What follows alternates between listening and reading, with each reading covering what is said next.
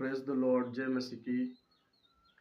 मैं आशा रखता हूँ कि आप लोग बहुत अच्छे होंगे और मैं आपके लिए प्रार्थना कर रहा हूँ ताकि परमेश्वर आपको संभाल कर रखे। आज के दिन परमेश्वर ने मेरी ज़िंदगी एक बार और दे दिया और बहुत से लोग आज के दिन देख ना पाए। परमेश्वर को धन्यवाद देता हूँ कि उसने मेरे जीवन में एक दिन और जोड़ दिया। सो आइए आज के वचन को हम प्रार्थना करके शुरुआत करते हैं। पवित्र पिता परमेश्वर, मैं धन्यवाद देते हैं प्रभु यीशु आज के दिन के लिए, जो आज के दिन मेरे जीवन में एक दिन और जोड़ दिया और छिड़ने दिया प्रभु, और सुबह को रोशनी मेरे जीवन में एक दिन और दे दिया ताकि आपके साथ मिलकर मैं धन्यवाद कर सके। बहुत सारे लोग आज के दिन देख ना सके होंगे प्रभु जी, लेकिन आज के दिन मेरे जीवन में दे दिया है, इसलिए आपको धन्यवाद करते हैं। अपने आप को, अपने जीवन को प्रभु यीशु आपके हाथ में सौंपता हूँ। पिता परमेश्वर, आप मुझे इस्तेमाल करें। जितने लोग इस वचन को सुनते हैं, इस वीडियो को देखते हैं और उनके जीवन में, उनके परिवार में, उनकी हर एक कमजोरियों में प्रभु सहायता प्रदान करें। धन्यवाद पिताजी, आपने मेरी प्रार्थना को सुने हैं। प्रभु यीशु के नाम से मांगते हैं, आमीन। एक बार फिर से प्रभु यीशु मसीह के सामर्थ्य नाम में आप सबको जय मसीह की। मैं फादर रितेश कुमार। आप जानते हैं कि मेरा चैनल का नाम सनातन सुसमाचार है। आप इस वीडियो को देखें और वीडियो को देखकर आगे को बढ़ाएं ताकि परमेश्वर का महिमा हो सके। आज हम सीखेंगे परमेश्वर के वचन से कि प्रभु यीशु मसीह के सामने खड़े होने के योग्य बनो। हालेलुया। हम परमेश्वर के वचन, परमेश्वर के सामने खड़े होने की तो योग्य नहीं है, लेकिन परमेश्वर ने अपने लहू से हमें धोकर पवित्र किया है और इसलिए आज हम बात भी कर पा रहे हैं और उसके अपने ओठों से नाम ले रहे हैं। प्रभु के वचन कहता है कि हम उस योग्य नहीं थे कि प्रभु के नाम ही लेकर परमेश्वर को पुकार सके, लेकिन प्रभु यीशु का एक करुणा है, उसकी दया है, उसकी अनुग्रह है कि हम प्रभु का नाम लेकर अपनी जुबान से धन्यवाद कर पा रहे हैं और उस पवित्र नाम को हम जान पाए हैं। तो आइए हम परमेश्वर के वचन को सीखते हैं। लूका रचित सुसमाचार 21 अध्याय और 36 पद।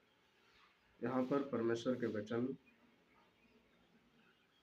लिखा है कि लूका रचित सुसमाचार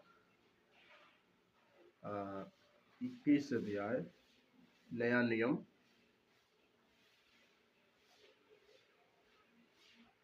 और आपको 36 पद।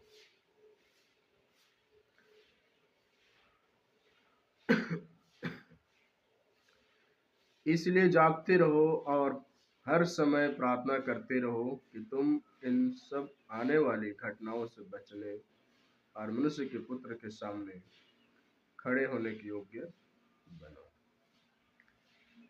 तो यहाँ हम परमेश्वर के वचन से हम देख रहे हैं कि प्रभु का वचन हमें सिखाता है, इसलिए जागते रहो और हर समय प्रार्थना करते रहो कि तुम इन सब आने वाली घटनाओं से बचने पाओ। थिस्सलुनीकियों की पुस्तक में भी लिखा है कि निरंतर प्रार्थना में लगे रहो। यहाँ पर परमेश्वर का वचन हमें बता रहा है कि जागते रहे, मतलब हमें आत्मिक रूप से जागते रहने की जरूरत है। शारीरिक रूप से देखें तो शारीरिक रूप से जो है कि शरीर सोती रहती है, पर आत्मिक रूप से शरीर जागती रहती है। आत्मा तो तैयार है पर शरीर दुर्बल है। पर जब हम परमेश्वर के वचन को पढ़ते हैं, मनन करते हैं, तो उसके साथ साथ आत्मा के साथ साथ भी शरीर भी जागृत हो जाती है और इसलिए हमें परमेश्वर के वचन सिखाता है। इसलिए जागते रहो और प्रार्थना करते रहो, हर समय प्रार्थना करते रहो कि हम परीक्षा में न पड़े।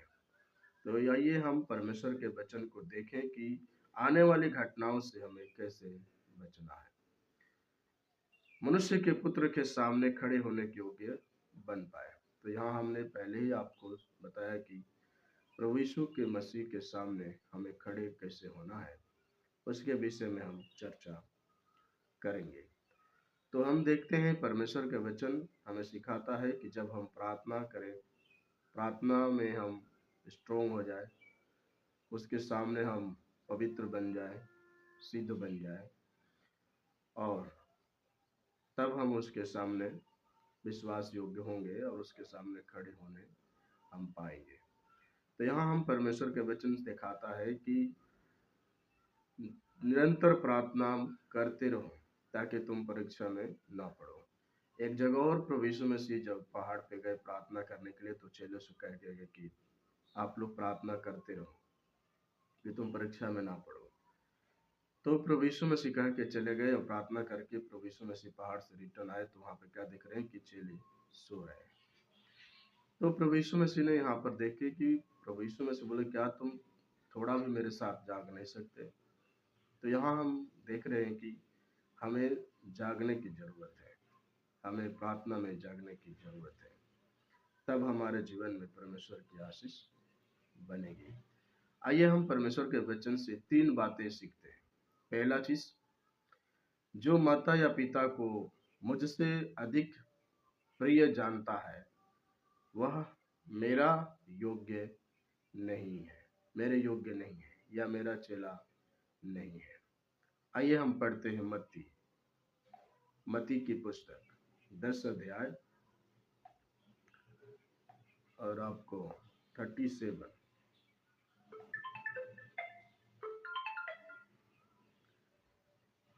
मत्ती 10 अध्याय, मत्ती 10 अध्याय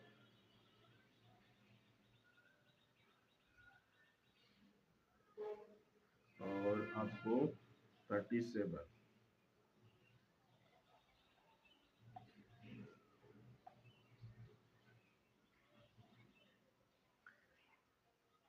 जो माता या पिता को मुझसे अधिक प्रिय जानता है वह मेरे योग्य नहीं। और जो यहाँ पर हम देख रहे हैं परमेश्वर के वचन से, जो माता या पिता को मुझसे अधिक प्रिय जानता है वह मेरे योग्य नहीं है। यहाँ पर हमें देखने के लिए मिलता है परमेश्वर के वचन से कि जो अपने प्राण को बचाता है वह उसे खोएगा, और जो मेरे कारण अपना प्राण खोता है उसे पाएगा। तो यहाँ पर हमें परमेश्वर के वचन को मिलता है कि जो अपने प्राण बचाता है वह उसे खोएगा, और जो मेरे कारण अपना प्राण खोता है उसे पाएगा। तो यहाँ पर हम देख रहे हैं कि जो माता या पिता को मुझसे अधिक प्रिय जानता है वह मेरे योग्य नहीं।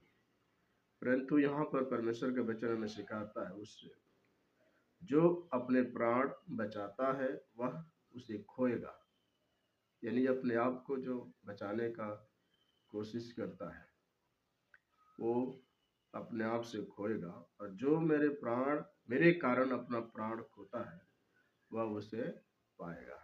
यानी कि हम मसीह के लिए सब कुछ निछावर कर देते हैं तो एक दिन प्रभु यीशु हमें मिलेंगे। और ये भी परमेश्वर के वचन हमें सिखाता है कि हल पे हाथ रख के पीछे मुड़ता है वो परमेश्वर के योग्य शिव नहीं बन सकता। तो यहाँ हम परमेश्वर के वचन को सीख रहे हैं कि जो परमेश्वर के साथ जुड़ जाए और पीछे मुड़कर न देखे। यदि वो पीछे मुड़कर देखता है तो इसका मतलब है कि हम परमेश्वर के योग्य नहीं है।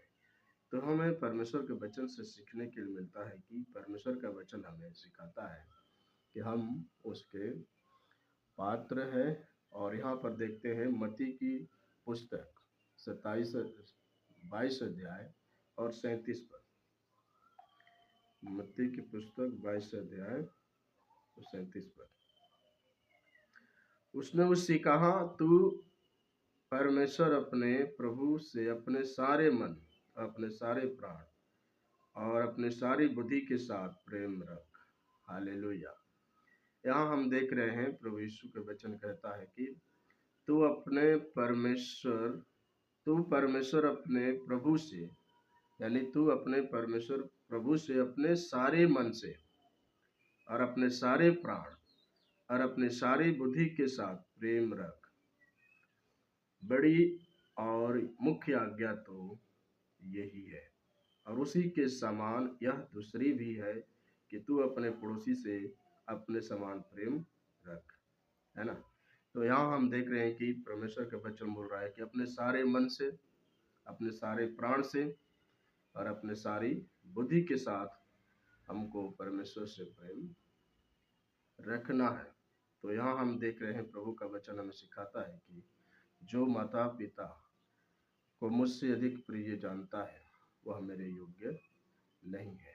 परंतु परमेश्वर हमें बताते हैं कि मत्ती 22:37 में कि तू अपने प्रभु को अपने सारे मन से, अपने सारे प्राण से और अपने सारी बुद्धि के साथ परमेश्वर से प्रेम रखना है और निरंतर प्रार्थना में लगे रहना है।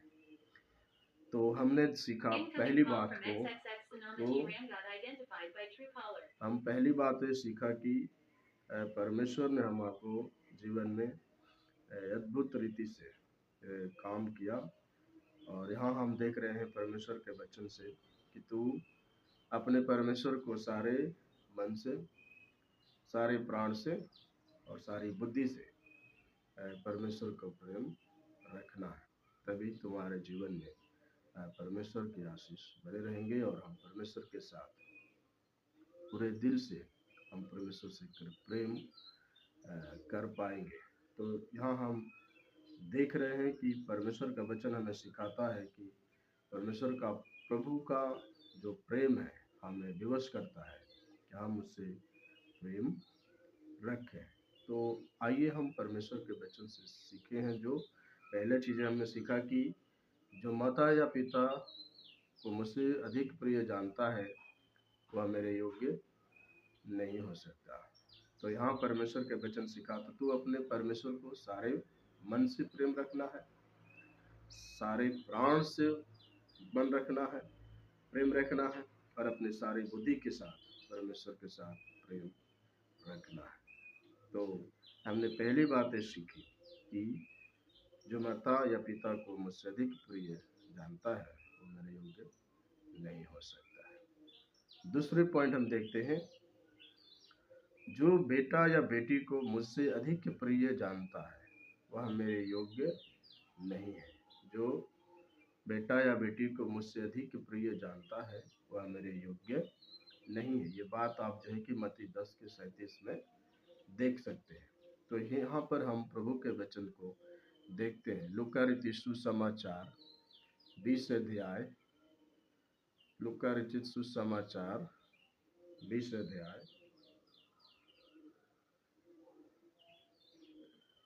और आपको 25 पद।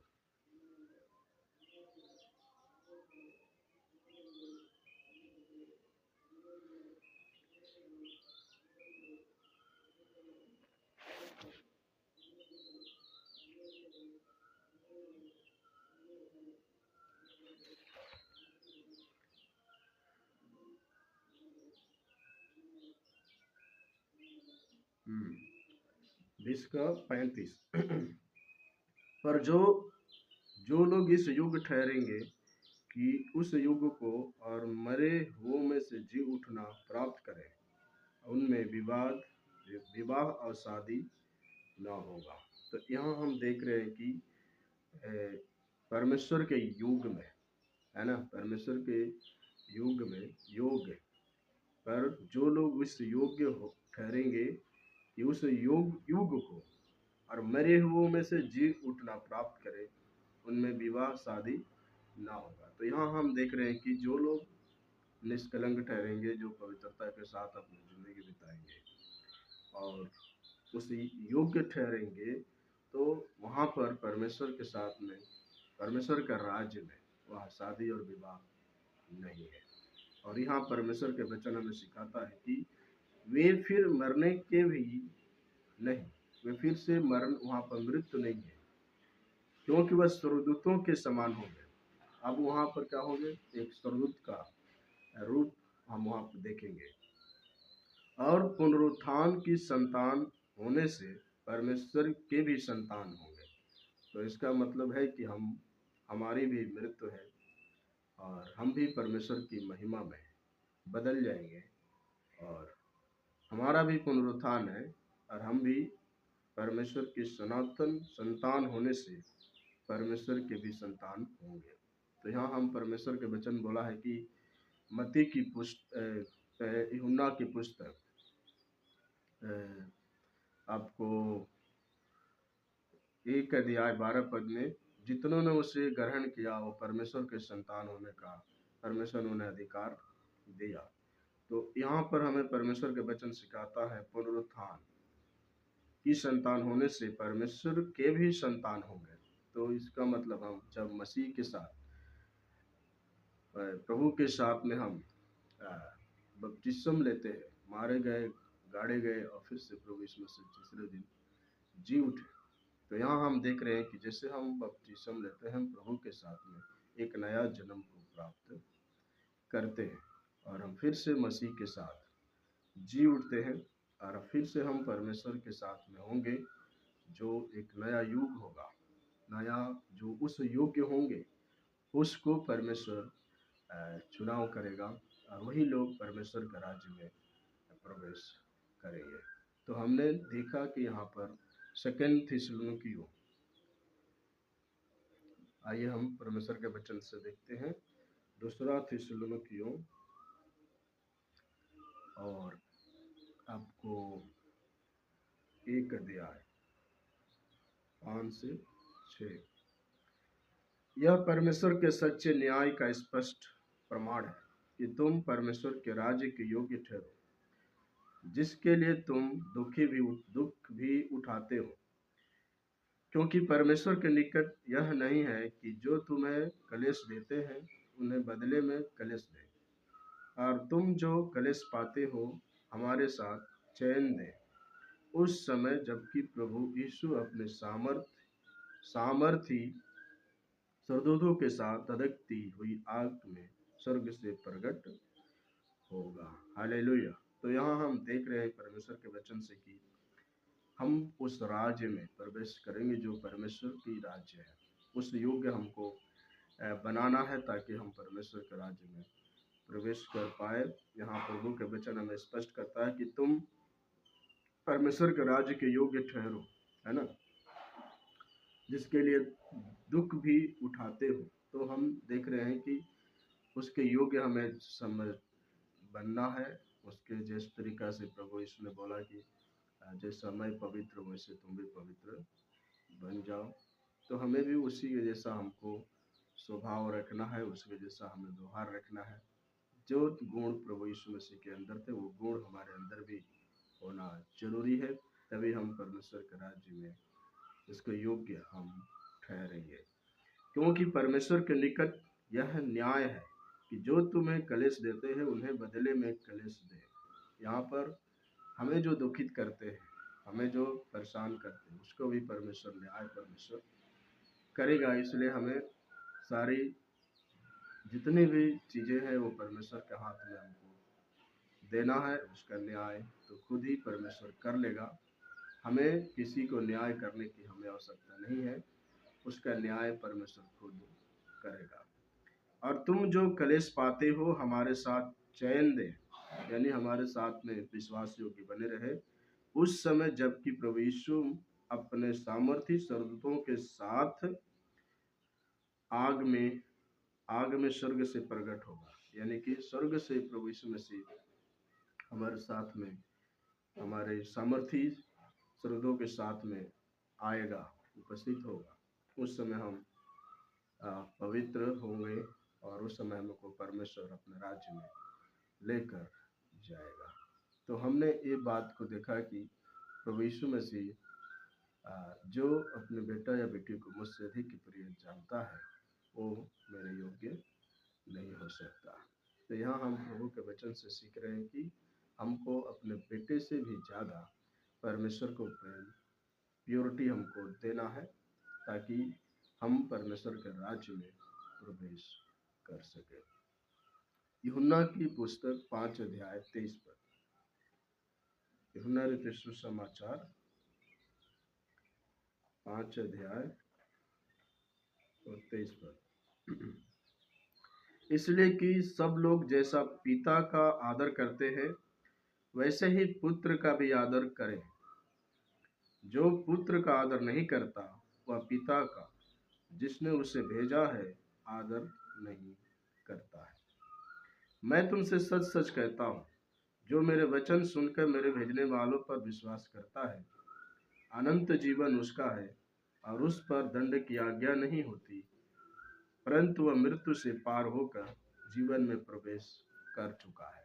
तो यहाँ हम देख रहे हैं कि यूहन्ना 5 अध्याय 23 और 24 पद में कि परमेश्वर के वचन हमें सिखा रहा है कि हमें परमेश्वर के राज्य में प्रवेश करने के लिए हमको इस वचन के अनुसार परम पिता परमेश्वर को आदर करना होगा, उससे सम्मान, अपने माता पिता से बढ़कर हमें पिता परमेश्वर को सम्मान, उसके साथ अपने आप को बना के रिश्ता रखना होगा। तीसरी बात हम देखते हैं, जो अपना क्रूस लेकर मेरे पीछे ना चले वह मेरे योग्य नहीं है। जो अपना क्रूस लेकर मेरे पीछे ना चले वह मेरे योग्य नहीं है। आइए देखते हैं मत्ती 10 अध्याय और 38। जो अपना क्रूस लेकर मेरे पीछे ना चले वह मेरे योग्य नहीं हो सकता, और जो अपने प्राण बचाता है वह उसे खोएगा, और जो मेरे कारण अपना प्राण खोता है उसे पाएगा। तो यहाँ हम देख रहे हैं कि तीसरी बात कि जो अपना क्रूस लेकर मेरे पीछे ना चले वह मेरे योग्य नहीं हो सकता। और यहाँ प्रभु के वचन कहता है कि जो अपना प्राण बचाता है वह अपने आप को खोएगा, परंतु जो मेरे कारण अपना प्राण खोता है वह प्रभु यीशु को पाएगा। तो यहाँ हम इस बात को देखने को मिलता है, और इस बात को हम देखते हैं कि परमेश्वर का वचन हमें सिखाता है कि हम अपने क्रूस को लेकर चल दिया है तो हम पीछे मुड़कर न देखें, हम आगे की ओर ही देखते देखते आगे की ओर हमको बढ़ना है, ताकि परमेश्वर आपके जीवन में बहुतायत की आशीष देने पाए। तो 24 पद हम देखते हैं, मत्ती 16 अध्याय और 24 पद। तब यीशु ने अपने चेलों से कहा, यदि कोई मेरे पीछे आना चाहे तो अपने आप को इनकार करे और अपना क्रूस उठाए और मेरे पीछे बोले। हालेलुया। यदि आप कोई प्रभु यीशु के पीछे आना चाहते हैं तो अपने आप को इनकार करने, अपने पापों से इनकार करें, पापों को स्वीकार करें और प्रभु के पीछे बोले, क्योंकि जो कोई अपना प्राण बचाना चाहे वह उसे खोएगा, और जो कोई मेरे लिए अपना प्राण खोएगा वह उसे पाएगा। तो यहाँ पर हम देखते हैं कि हम सारे पापों को मन फिराकर परमेश्वर के पीछे हम चलने की सख्त जरूरत है। एक और पद हम देख लेते हैं, लूका रचित सुसमाचार और आपको 14 अध्याय और 27 पद। और जो कोई अपना क्रूस ना उठाए और मेरे पीछे ना आए वह कभी मेरा चेला नहीं हो सकता। तो यहाँ पर प्रभु यीशु मसीह क्लियर कर दिया है, जो कोई अपना क्रूस ना उठाए और मेरे पीछे ना आए वह भी मेरा चेला नहीं हो सकता। यदि हम क्रूस को उठाएगा नहीं, प्रभु के पीछे चलेंगे नहीं, उसकी आज्ञा को पालन करेंगे नहीं, तो हम परमेश्वर के चेले नहीं ठहर सकते। इसलिए हमें परमेश्वर के वचन पर विश्वास करना है और हमें उसकी ओर विश्वास करके आगे की ओर बढ़ना है, क्योंकि प्रभु यीशु मसीह ने हमें सिखाया कि जो माता या पिता को मुझसे अधिक प्रिय जानता है वो मेरे योग्य नहीं हो सकता। दूसरी बात हमने देखा कि जो बेटा और बेटियों को मुझसे अधिक प्रिय जानता है वो मेरे योग्य नहीं हो सकता। और तीसरी बात हमने देखा कि जो अपना क्रूस लेकर मेरे पीछे हो ना चले वह मेरे योग्य नहीं हो सकता। तो हमने इस 3 बातों को इस मैसेज में